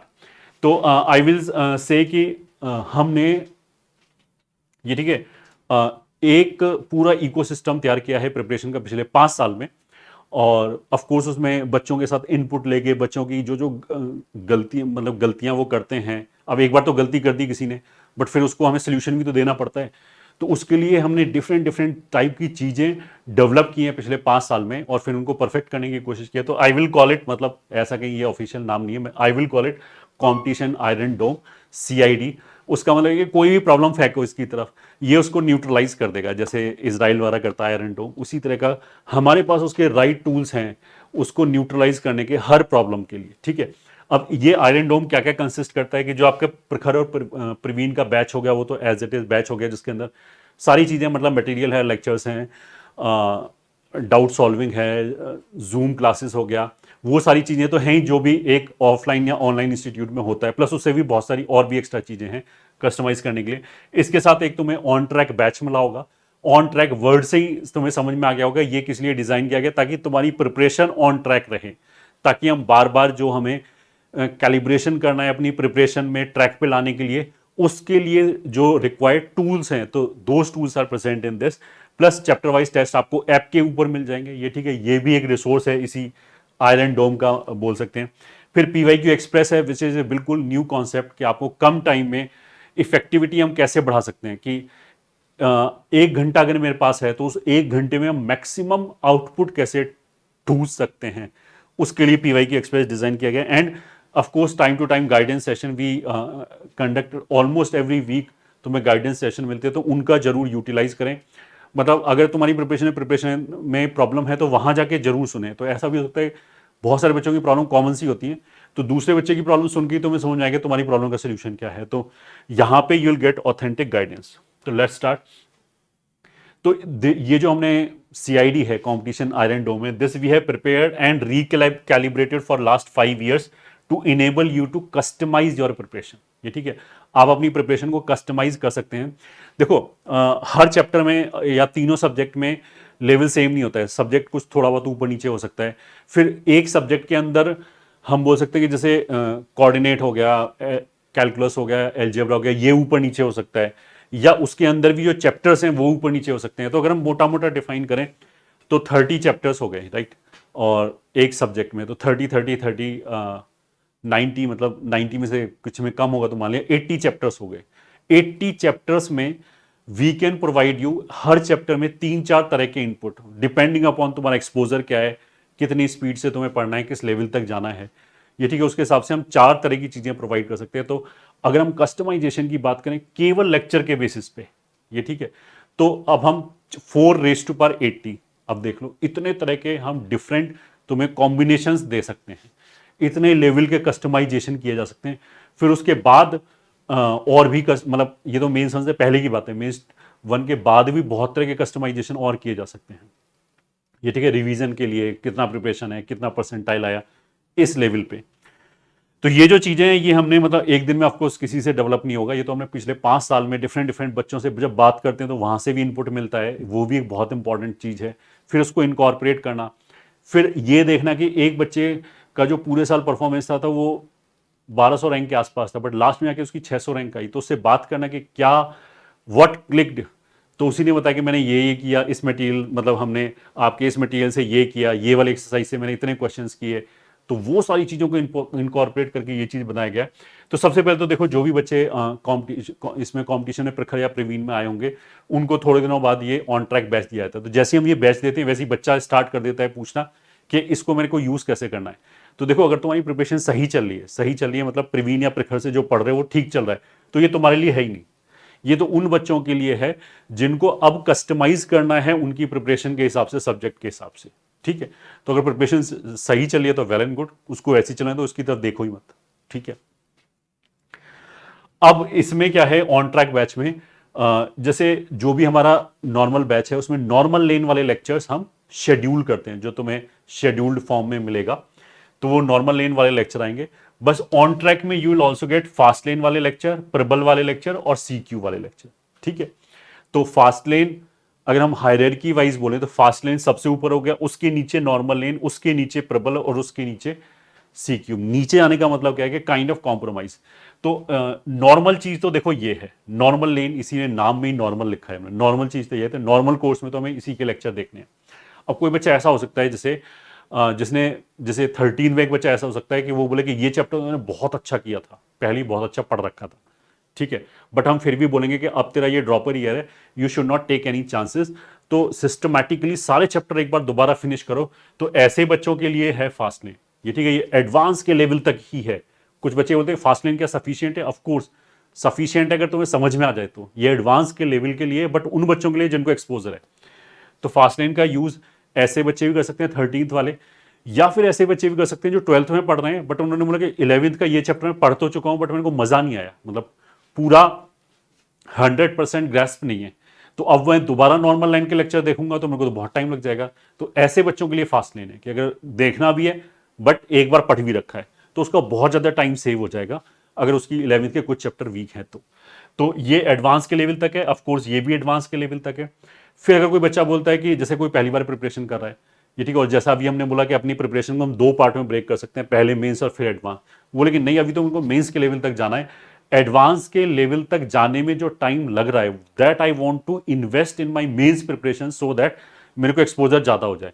तो ऐसे बच्चे प्रबल के लेक्चर का सहारा ले सकते हैं। अब प्रबल का मतलब ये नहीं कि पूरा हमें प्रबल से ही पढ़ना है, किसी चैप्टर में अगर तुम्हें दिक्कत लग रही है तो प्रबल में, या एक सब्जेक्ट में भी शिफ्ट हो सकते हैं। तो बहुत तरह के कस्टमाइजेशन है। मतलब एक बच्चा ये हो सकता है, क्योंकि यूजली मैथ एक एब्स्ट्रैक्ट सब्जेक्ट है, तो मैथ में बहुत सारे बच्चों को दिक्कत होती है।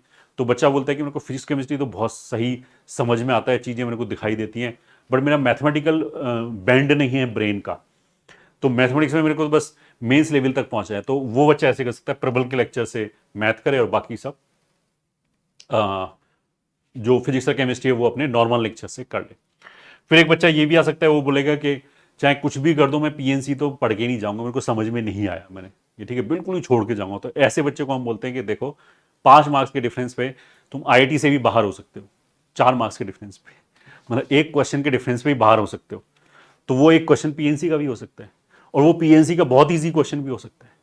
तो अभी अगर हम थोड़ा सा टाइम इन्वेस्ट करके ये इंश्योर कर लें कि बहुत ईजी क्वेश्चन ना हो, ये ठीक है, बहुत ईजी क्वेश्चन अगर आ जाए तो वो मेरे से छूटे नहीं, ये ठीक है, वो हो जाए, तो इसलिए हम उसको बोलेंगे तुम सीक्यू से तो देखो ही देखो, ये ठीक है। इसमें बिल्कुल बेसिक जो मेंस लेवल में इजी और मॉडरेट पार्ट आता है, मेंस में भी इजी मॉडरेट टफ आता है ऑफकोर्स, वो एड्रेस करने के लिए ये सीक्यू है, ठीक है। तो इसलिए जिन बच्चों को ऑन ट्रैक बैच मिलेगा वो तुरंत चिल्लाना चालू ना करते कि इसको यूज कैसे करना है। यूज करना ही नहीं है, यूज जब करना है जब दिक्कत हो, ये ठीक है। उसके लिए लेक्चर वाइज तो ये हो गया।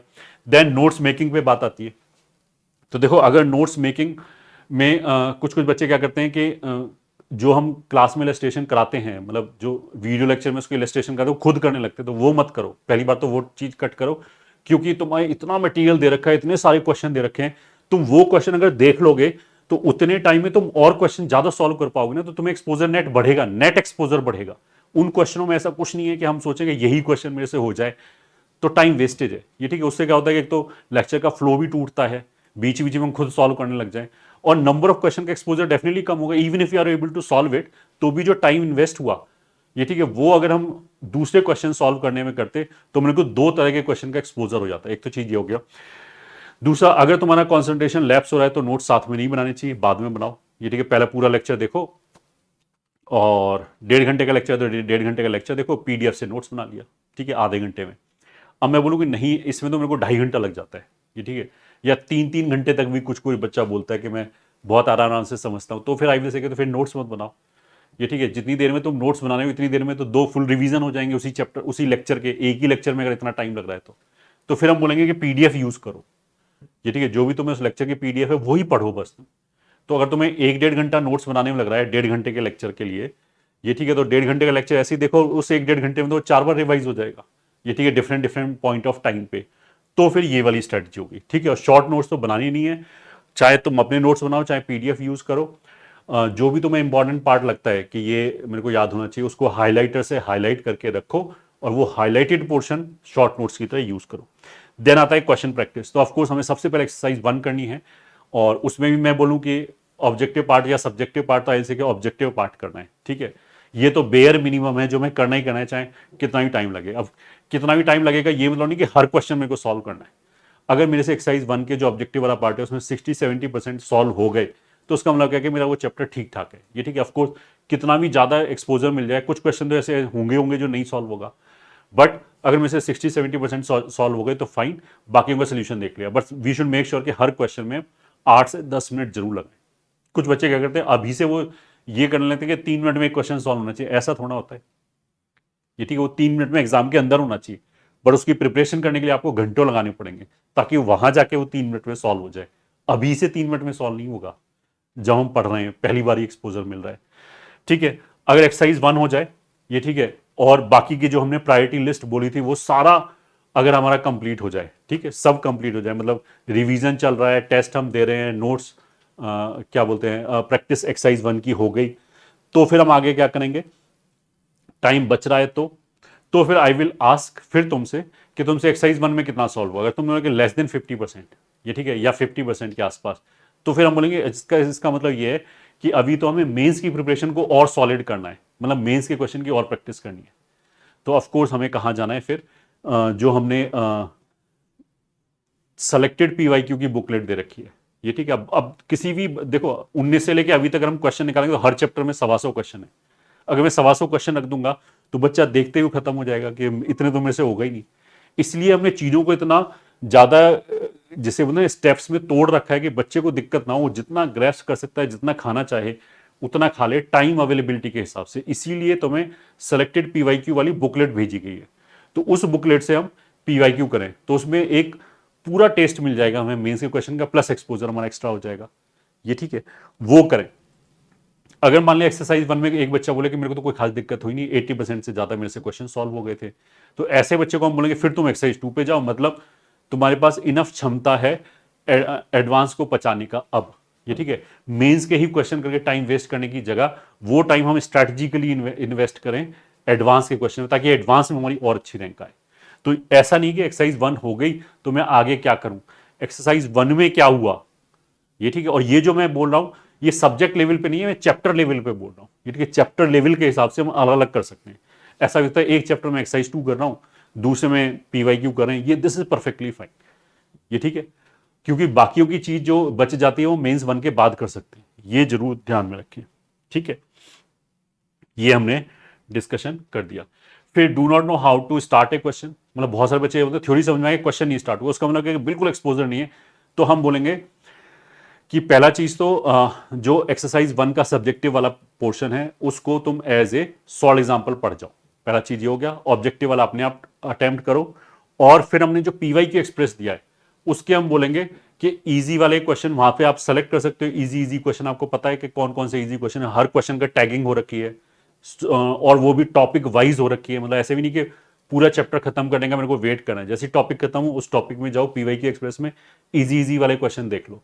तो उससे क्या होगा कि बहुत सारे क्वेश्चनों का हमें एक्सपोजर और मिल जाएगा। फिर मेरे को थॉट प्रोसेस आने लगेंगे, थॉट प्रोसेस हमारा बेटर हो जाएगा, थॉट्स आने लगेंगे नया क्वेश्चन देखते हुए कि कैसे स्टार्ट करना है, ठीक है। तो एक्सपोजर बढ़ाने के लिए हम ये कर सकते हैं, ठीक है। एक्सपोजर बढ़ाने के लिए हम ऐसे भी कर सकते हैं कि हमने 50 क्वेश्चन पर चैप्टर अलग से चैप्टर टेस्ट की फॉर्म में डाल रखे हैं। तो हम ऐसे कर सकते हैं एक चैप्टर का वो 25 क्वेश्चन का टेस्ट है, वो टेस्ट लिया पहले, ताकि कम टाइम में जितने क्वेश्चन हमसे हो गए अच्छी बात है, बाकी का सोल्यूशन देख लिया। तो that is a very good exposure thing, ये ठीक है, वो हमने कर लिया। फिर takes more time to solve question, again exposure. अगर हम लोग एक क्वेश्चन में बहुत टाइम लगता है सॉल्व करने का, तो भी उसका मतलब क्या है कि एग्जाम में क्वेश्चन देख के हमें जल्दी थॉट जब आएंगे जब हमने खूब सारे क्वेश्चन कर रखे हैं। तो जैसा मैंने अभी बोला कि अगर हमें 4 घंटे मान लिया मेरे को प्रैक्टिस के लिए अवेलेबल है, कि मैं मैथ की प्रैक्टिस के लिए 4 घंटे कर सकता हूँ, तो आई विल से कि 3 घंटे करो या 2.5 घंटे करो, बाकी 1-1.5 घंटे सॉल्व एग्जाम्पल देखो। सॉल्व एग्जाम्पल कहाँ से देखें वो मैंने बता दिया, एक्सरसाइज 1 का सब्जेक्टिव वाला पार्ट कर सकते हो, दूसरा हम चैप्टर वाइज जो टेस्ट हैं 25-25 क्वेश्चन के दो, वो देख सकते हो, वो हम एज ए सॉल्व एग्जाम्पल देख सकते हैं।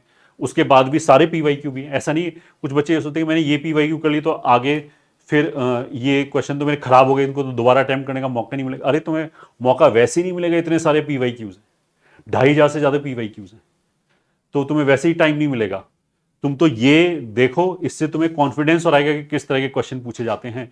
एक चैप्टर टेस्ट देख लिया, अगर टाइम बचा तो दूसरा चैप्टर टेस्ट देख लिया, और उसके बाद पीवाईक्यू एक्सप्रेस से बचे हुए क्वेश्चन कर लिए। सारा फैसिलिटी अवेलेबल है, चीजों को हमने बिल्कुल कैटेगराइज करके ब्रेक कर रखा है। और जैसा हमने बोला कि पीवाईक्यू एक्सप्रेस में इजी, मॉडरेट, टफ हमने अलग अलग कर रखा है। तो कोई बच्चा ऐसे हो सकता है कि वो बोले कि मेरी एक्सरसाइज 1 में तो ठीक ठाक हो गया, 70% क्वेश्चन हो गया, बट मैं पीवाईक्यू करना चाहता हूं, बट मैं पीवाईक्यू इजी भी नहीं करना चाहता ताकि वो ना टाइम किल ना करें। तो ऐसे बच्चों को बोलेंगे कि जो पीवाईक्यू एक्सप्रेस में टफ वाले क्वेश्चन है वो देख लो, ये ठीक है। तो तुम्हें कम टाइम में ज़्यादा क्वेश्चनों का, टफ क्वेश्चन का एक्सपोजर पता लग जाएगा, कैसे क्वेश्चन आते हैं, किस लेवल तक जाता है ये, ठीक है। प्लस पीवाईक्यू एक्सप्रेस में ही टॉपिक वेटेज है, तो हम ऐसा भी कर सकते हैं, मान लिया पढ़ाने के लिए तो एडवांस के लेवल तक पूरा ही पढ़ाया जाता है। अब ये हो सकता है कि जो लास्ट टॉपिक है कॉम्प्लेक्स नंबर का, वो मैंने खूब दे दिया, बट उसमें मेरे को समझ में तो आ गया, फिर मेरे को लगता है यार इसके बेसिक क्वेश्चन तो जाते हैं, बट टफ क्वेश्चन नहीं हो पाता, क्योंकि क्लास में तो हम इक्का दुक्का टफ क्वेश्चन भी कराते हैं, बहुत टफ क्वेश्चन। तो मेरे को लगता है यार ये समझ में नहीं आया, तो फिर हम बोलेंगे एक बार जाके पीवाईक्यू एक्सप्रेस में ये देखो कि इसकी वेटेज कितनी है। तो you will find many a times कि जिस चीज को हमें बहुत अच्छा करने के लिए 10 घंटे लग रहे हैं, उसमें अभी तक 10 क्वेश्चन भी नहीं आए। पिछले 5 सालों में मतलब 20 50 शिफ्ट में 10 क्वेश्चन भी नहीं आए। तो why to invest in that thing, ये ठीक है, उसकी वजह अगला चैप्टर और सॉलिड करें ना, जहां से वेटेज अच्छी मिल रही है। तो ये बहुत ज्यादा इंटेलिजेंटली यूज किया जा सकता है अगर आप थोड़े से भी जिसे बोलते हैं ना कि ऑब्जर्वेंट हैं। तो फिर यूटिलाइज प्रिपरेशन मंत्रा के आपको वीडियोस हैं, मतलब जो भी यूजुअल गलतियां हैं बच्चा करते हैं अपनी प्रिपरेशन में, वो हमने पहले से वीडियो बना के प्रिपरेशन मंत्रा में आपको दे रखे हैं। You should go through it. सबके आगे टॉपिक लिखे हैं, यू विल अंडरस्टैंड कि इस वीडियो में क्या बात चली। बहुत छोटे छोटे वीडियो है, हार्डली तुम्हें 1 घंटा लगेगा सारे वीडियो देखने का, ठीक है। वीकली जो इंटरेक्शन होता है वो मैंने अभी बता दिया कि उसको जरूर पार्टिसिपेट करने की कोशिश करें। अगर मान लिया प्रिपरेशन में दिक्कत है, प्रिपरेशन में दिक्कत नहीं है, तो फिर कोई पार्टिसिपेट करने की जरूरत नहीं है, फिर तो अपनी प्रैक्टिस करो। वाई टू वेस्ट आधा 1 घंटा वहां पे। दूसरे बच्चों का जो डाउट सुनोगे, उससे भी तुम्हारी बहुत सारी प्रॉब्लम सॉल्व हो जाएंगी, ये ठीक है। खुद भी पूछ सकते हो, आपको खुद तो पूछोगे, बट कुछ कुछ ऐसा भी होता है कि दूसरे बच्चे ने कुछ बोला, तो उससे मेरे को पिन पॉइंट हो गया कि यार यही दिक्कत तो मेरे साथ ही, जो मैं पहचान नहीं पा रहा था। तो उसका आंसर सुन के भी हमारे जैसे बोलते नेत्र खुल जाते हैं और प्रिपरेशन हमारी राइट ट्रैक पे आ सकती है। कभी कभी क्या होता है, छोटी सी दिक्कत इतना परेशान करी होती है बच्चे को कि उसका पूरा जो सिस्टम है वो बिगड़ा हुआ होता है, और 5 मिनट में उसका सोल्यूशन मिल सकता है और हमारी प्रिपरेशन बहुत सॉलिड ग्राउंड पे आ सकती है। फिर जो लाइव जूम क्लासेस डेली होती है डाउट पूछने के लिए, वहां पे भी आप फैकल्टी से बात कर सकते हो, ये ठीक है। वहां पे भी फैकल्टी के पास अगर मान लिया एकेडमिक डाउट के लिए कोई नहीं है, तो आप वैसे भी वहां पे नॉन एकेडमिक चीजें भी पूछ सकते हो, ठीक है।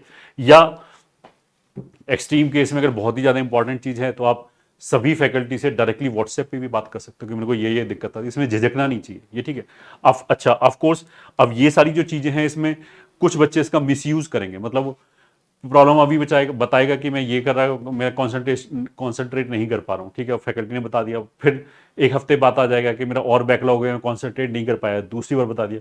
अब ये जो बच्चा है ना कि हर 4 दिन में आके वो ये रोता है, तो ऑफकोर्स ऐसे बच्चे को तो फिर एक टाइम के बाद फैकल्टी साइड करने मतलब सीरियसली लेना छोड़ देंगे कि इसे मेहनत तो करनी है, ये टाइम वेस्ट करने आता है, ये बाकी बच्चों का और टाइम खा रहा है। तो इसलिए वी शुड बी प्रैक्टिकल कि जो आपको बताया जा रहा है, अगर आप रियली मोटिवेटेड हो तो you will implement it and you will get results. फिर रिजल्ट्स कम आ रहा है, ज्यादा आ रहा है, और कुछ दिक्कत आ रही है, तो उससे related you can talk. But ऐसा नहीं हो सकता कि हर 5 दिन पे आके मैं बोलूं कि मैं सीरियस नहीं था, डिस्ट्रैक्ट हो गया था, और फिर 10 दिन बाद फिर बोला कि मैं डिस्ट्रैक्ट हो गया था। तो ये तो बेवकूफ़ी है। तो ऑफकोर्स वो तो जरूर ध्यान रखें। For mentorship and not social media, जैसे मैंने बोला कि बहुत सारे बच्चे सोशल मीडिया पे उल्टी सीधी एडवाइस लेके अपनी प्रिपरेशन को बिल्कुल तबाह कर लेते हैं, और वो ऐसे टाइम पे आते हैं कि उसके बाद उसमें मेंडिंग पॉसिबल ही नहीं है, कि उसको करेक्ट करना पॉसिबल ही नहीं है। तो इस चीज़ का जरूर ध्यान रखें, this is very important thing. तो I hope this video was useful for you and all the very best, keep working hard. अगर आपको कोई भी और डाउट है जो यहाँ पे कवर नहीं हुआ है, तो ask in the comment section, we will try to answer. All the best.